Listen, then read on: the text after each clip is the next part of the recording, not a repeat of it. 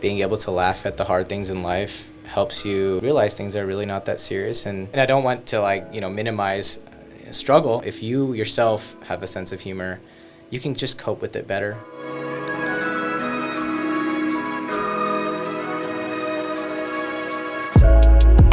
Hello everyone and welcome back to Ripples Physician Wellbeing. It's our podcast from the Joe R. and Teresa Lozano Long School of Medicine at UT Health San Antonio. I am your co-host, Dr. Adriana Diurich, and I am joined by Dr. Veena Prasad, our other co-host. Wonderful. It's exciting to be here for the season 4 Life Beyond Medicine, because there's so much out there other than medicine.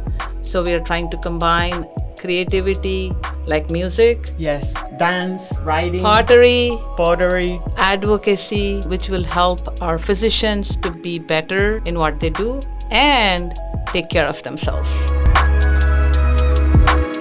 Good morning and welcome back to Ripples. Today we're here, Dr. Prasad and I, to talk about something really fun. I'm excited about today's episode. To this. Yes, we have Dr. Nishan Gajjar. How are you doing, Dr. I'm Gajjar? Good. I'm happy to be here. Excited. We are excited to have you. You are an assistant clinical professor, right, at UT? That's right. San Antonio. At the new MSRH hospital. Yes, and we are all very excited about that new hospital. It's a multi-specialty and research hospital, brand new for UT system as I understand it. But that's not why we have you here today. Yeah, I guess we not. have you here to talk about humor and how humor might be helpful to, overcome some challenges in life. So I'm going to open up the floor for all of us. Yeah, welcome. We're so glad to have you and enjoy this conversation with you about comedy and how it plays a role in medicine. Yeah, I'm happy to be here. You guys definitely have your hopes up too high. I'm not going to make you laugh that much. It's just... That's what we want. The joke is going to be that we have you here. Yeah, pretty much. Yeah. There you go. We always feel that comedy plays a big role in any field but medicine, because when it's really tough, and then some comedy skits you watch and it's like, oh, that's a relaxation. What parallels do you draw between medicine and comedy, if at all, if how in your experience? Yeah, I think there's a lot, and I think maybe we don't think about it a lot, but I think the biggest thing that is similar to comedy and medicine is that you have to know your audience. Mm-hmm. Whenever you walk into a patient room, understanding the nonverbal cues, obviously the verbal cues, how they interact, their tone, that's all important in both comedy and medicine. I think whenever you're on stage and you're doing your bits, you have to know how the audience reacts, and you also have to know what kind of audience is it. Is it like a older crowd? Is it a younger crowd? Do they want you to push the envelope with certain jokes? Do they not? What city you're in? Things like that. Like, it all matters. And so just like walking to a patient room, it matters. Like, how comfortable are they with you, and how can you build that physician-patient relationship with the tone, the nonverbal cues, how you interact with them. You just surprised me with that answer. Yes. That was one I didn't think of. Yeah. So I was more thinking along the lines of humor as a coping mechanism. So do you find that to exist? Absolutely. As well? I mean, that as well, both from a physician side and from the patient side. When I see patients joking about their own diagnoses, about things they're struggling with, I see that they're usually in a better mood, and they are just generally more positive. They're able to get through things better. Not to say that there's no other ways to cope, but I also see on the physician side, especially in residency, we crack jokes all the time. It's how we get through things. When you have a group of people that are all going through the same struggle, you can make light of the situation. It's how you get through things. Yes. Yeah. We use it in therapy, in mental health a lot as well. It's a beautiful way to cope. Mm-hmm. Before we keep moving, now I'm super curious. So what got you into comedy? It's actually a funny story. It's not even because I thought I was funny. In medical school, there was this male talent show, beauty pageant thing. Mm-hmm. It was called Mr. TCOM. I went to UNT for med school. And I didn't want to do it. My friend signed me up for it. She was like, you need to do this. You'd be great. I was like, I don't. I'm like surprisingly introvert, and I don't want to do this.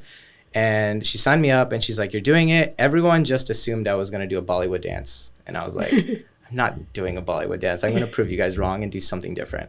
And doing stand-up sounded like something really out of my comfort zone and something that I never thought I could do. And that's why I thought, you know what, I need to get out of my comfort zone to grow as a person, to develop. And I just thought that was the best thing to do. And I did it. And it seemed to go well. They liked it and it was funny. And I did it just a handful more times. And then in residency, I started a podcast that was kind of comedic, kind of serious, but very lighthearted, honestly. So wonderful. Just saw where it took me. That is awesome. So you started, basically, you had no choice. They made you start. Yeah, pretty much. They made you start. Sometimes the best things happen from that because you learn to grow that's when from you it. get out of your You comfort get pushed zone. into it. Yes. You know? Yes, yes. Yeah. And you were willing to jump in. That's wonderful. Yeah, yeah. Have you found that humor might help you cope with other things as well? Like outside of medicine or just in general? In general, Yeah. in medicine? Yeah, absolutely. I think sometimes humor is, it's almost like a correlational thing, not a causation thing. Whenever someone is humorous, I think it implies that they're a little more easygoing. They can look at how unserious things are in life and, you know, things are not that deep. You know, we all live on this earth. We live on this universe. We're such a small speck of like anything that goes on in this universe. And like to think of yourself as so serious and full of ego is just, you're not important. I know it sounds negative, but it's really not. No. And I think It's very profound, being Nishan. easygoing and being comedic and knowing that you're here to have fun and enjoy your life and do good. Yes. That's all that matters. Yes. Yeah. Do you find that it helps in medicine specifically? Do you have any example? Yeah, I think it helps me connect with patients. I think when I walk in a room and I get a vibe that this patient is easygoing or they're afraid and anxious, finding a way to respectfully break that barrier and make some kind of small joke and then slowly build on it. I think it helps them feel more comfortable with me, that I'm on their side. I'm not just, you know, a serious doctor that just needs to say what I need to say and get out of the room. I'll honestly, I'll pull up a chair, I'll sit with them so they know that I'm here to talk to them and look at them. And then, you know, they'll talk about something and maybe I'll have some kind of punchline or some kind of small joke. They'll laugh. And then from then on, I think they know that they can trust me, that I'm on their side. Yes. You know, it helps. Yeah. Otherwise, you will become a man in a white coat. Yeah. And yeah. they feel that. So, yeah, exactly. Yeah. Oh, yes. That's wonderful. I also wanted to ask you another question. You know, a few years ago, what used to be funny, and I know I worked with a resident who used to be a stand-up comedian. What was funny is no longer funny, right? I mean, it's how we have evolved as with time. So how do you overcome that? Yeah, it's different in a personal and a professional setting. I think there's, you know, culture has shifted in the last several years, and it will continue to shift. There's always going to be comedians that are pushing the envelope and trying to see where the line is, and that line will always be contested by people who think something's offensive, something's this and that. In the professional setting, I think it's just best to be not pushing the envelope too much. Yes. You know, like you have to know, like, this is a professional setting. You might get a great laugh if you say something that pushes the envelope and they like it, but the opportunity, or I guess the risk benefit of saying that and a patient being very upset at something you say is just not worth it. So you have to just play your cards correctly and, you know. Yeah. I love that because it goes back to what you were saying. Know your audience, know where you're standing. But on the other hand, I love that idea that in comedy, one of the things that we do is push the envelope. And in medicine, we're always also trying to get ahead. Not when you're dealing with patients. When you're but in a way, you're pushing the envelope to see what best you can do to your patient. So in a way, there are similar parallels. Exactly. True. Very true. Yes. Didn't think of it that way. That's true. Yeah. So the other thing I was thinking about, I know it's a stress relief probably for you, and it may be a stress relief for patients. If they come to trust you and they enjoy your comedy, they would say, this doc is funny. so they may look out to work with you.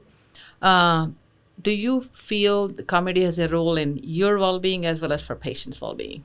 Yeah, absolutely. I think, like I said, just, having a sense of humor, being able to laugh at the hard things in life helps you realize things are really not that serious. And, as a point, I don't want to minimize struggle. Yeah. Someone who has cancer, and that's a hard thing. But if you can take some time and laugh at things and realize that, people are coming here with intention of love, positivity.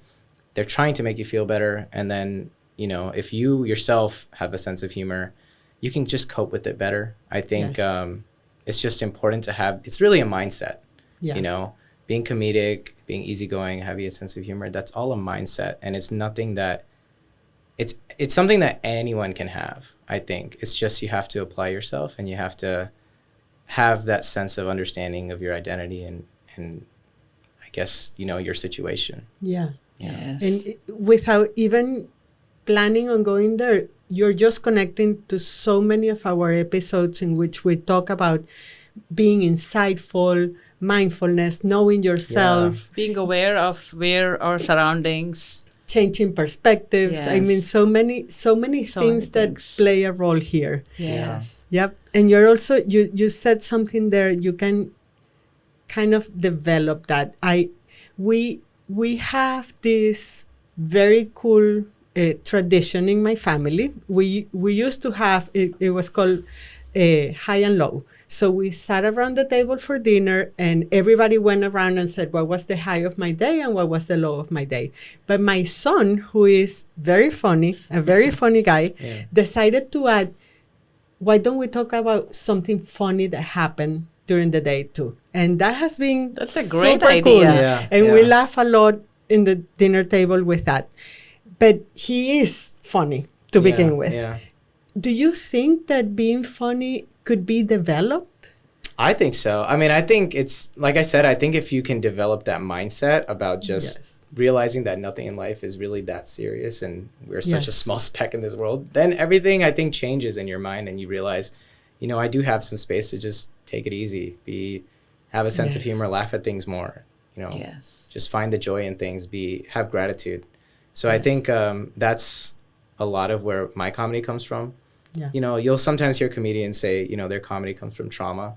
Mhm. And that's true. I mean, Yeah. I think the way they found it from that trauma is they tried to cope with it in a Yes. positive way. Looking at the So, positive things in that. Right? Exactly. Yes. Yeah. Yeah. So I think it can Yeah. be developed for sure. Yeah. Yeah, see, that brings me to a thought that I had working with a resident many years ago who was a stand up comedian. So that person would say there has to be a distinction between self deprecating comedy and comedy. So, how do you balance that? I enjoy self-deprecating comedy. I think it shows, when I'm talking to even like a patient, if I employ some kind of self-deprecating comedy, they know that I don't take myself so seriously that like they have to, have, I don't know, the white coat syndrome and, Yes. have to be serious around me. They can truly express their concerns. They can truly be themselves around me. Yes. So I think it brings their perception of my ego down. If I Yes. say, just crack a joke about myself, Yeah. So, you have to feel comfortable who you are. Yes. And then And be that willing makes to be be willing to vulnerable. vulnerable. Yeah. Exactly. We go, Yes. I don't have to be perfect. Yes. Yeah, I think that's one of the biggest things that we struggle with as physicians and providers. Culturally, there's this expectation that we have to be perfect and that we have to know the answer to everything. And I think more so with the newer generation of physicians, we're being told you don't have to. And it should be okay that you tell a patient, I don't know, but I'll find out for you. Like I think it's important to not put yourself at such a pedestal because you set yourself up for You're failure. supposed to know everything. Yes. Yeah. Right? Yeah. You and the physician, or you and the patient are both equally people, Yes. You are no higher than them. And so if you approach a patient interaction that way and employ a sense of humor so they know that you guys are on the same level, then if they ask you something you don't know, you feel a lot more comfortable being like, oh, I don't know. True. We're friends. I don't know. I'll find out for you. You know? Yeah. Common humanity. Yeah. Yes. Yeah. There's something they can connect with you. Beautiful. Yeah, beautifully said. Well, now we can talk about humor and comedy so much more with you, Nishan, but we are at a point where we are asking all our guests to leave us with a pebble that can be actionable, or maybe you can tell us a joke that we would remember. I laugh as at we are everything, so driving. you have an easy audience here. That Yeah. is in the form of a pebble. Yeah. I don't have a joke for you. I actually think my biggest advice is to meditate. And I know this has nothing really to do with comedy Wow. or seemingly, but I think when you meditate, when you do it routinely and you really do it without expecting anything, a lot of times you'll feel connected to everyone else around you, to nature. You realize that you are all just one and that you're no higher than anyone else. You're no lower than anyone else. Wow. You help kind of find equality in ego. And I think that helps you be a little more easygoing, employ more of a sense of humor. And I think that's where comedy can come from. So Yes. meditate. Meditate. Wow. You're hired in our group now. Yes. It's like, plus, Jackson is going to get so many of my faces. Because you are surprising. I am Yes. so happy Thank that you you. came. Yes. Thank you, Nishan. This has been wonderful. And I Wonderful, really, really hope that our audience enjoys knowing that we all have permission to take things a little bit less serious. Yeah. And I love it that meditate to feel part of this beautiful experience that Yes. is Again, humanity. We common only have one of humanity. Yes. Yes. Wonderful. Yeah. Thank Thank you you. so much Thank for you, being guys. here. Thank We you so much. appreciate it. Ripple's Physicians Wellbeing is made possible by the Joe R. and Teresa Lozano Long School of Medicine Office for Graduate Medical Education. To contact us or learn more about the Wellness Home, visit gmewellness.utesca.edu. This podcast is inspired by the Dalai Lama's powerful quote: "Just as ripples spread out when a single pebble is dropped into water, the actions of individuals can have far-reaching effects." We provide physicians with pebbles, tangible and actionable practices that can help make positive impacts in their personal and professional lives.